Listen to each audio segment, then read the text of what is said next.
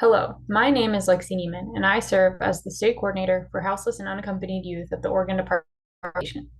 Our team is pleased to share this training, which is designed to support districts who have been identified for desk or on-site monitoring for the Elementary and Secondary Education Act.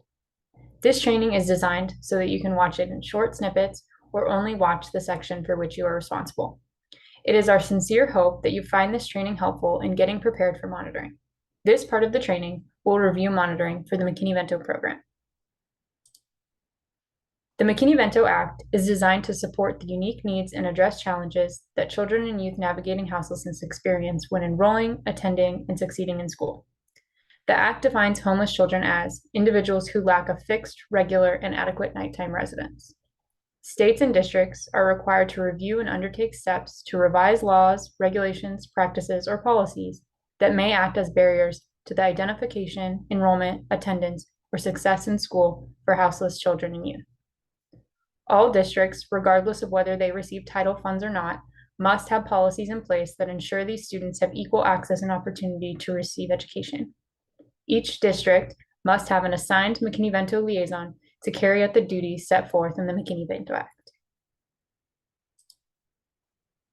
While students experiencing houselessness often face unique educational barriers, there are 5 practices that have the potential to significantly improve their academic outcomes. These are within the main categories listed on this slide. The first is a district policy that must have adoption date as well as a dispute resolution process. Yearly training for both the McKinney-Vento liaison and district staff on identifying and supporting McKinney-Vento students is required. Evidence on this can include a copy of a slide deck used by the liaison or the district, or a certificate of completion for staff.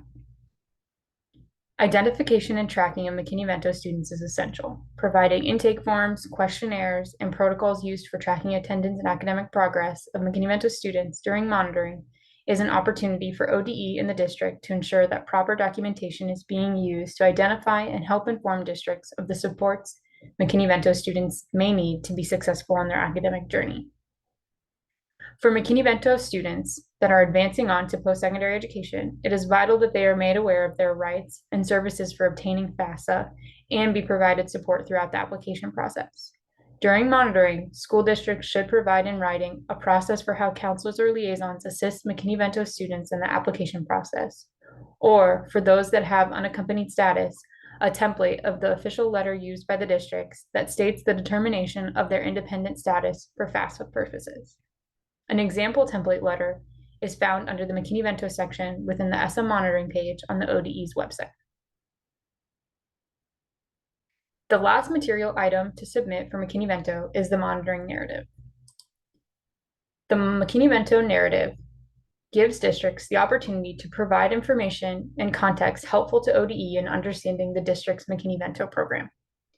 It can also be an opportunity for the district to ask questions and collaborate with the state coordinator to make sure barriers are being removed and access is being created for students experiencing houselessness.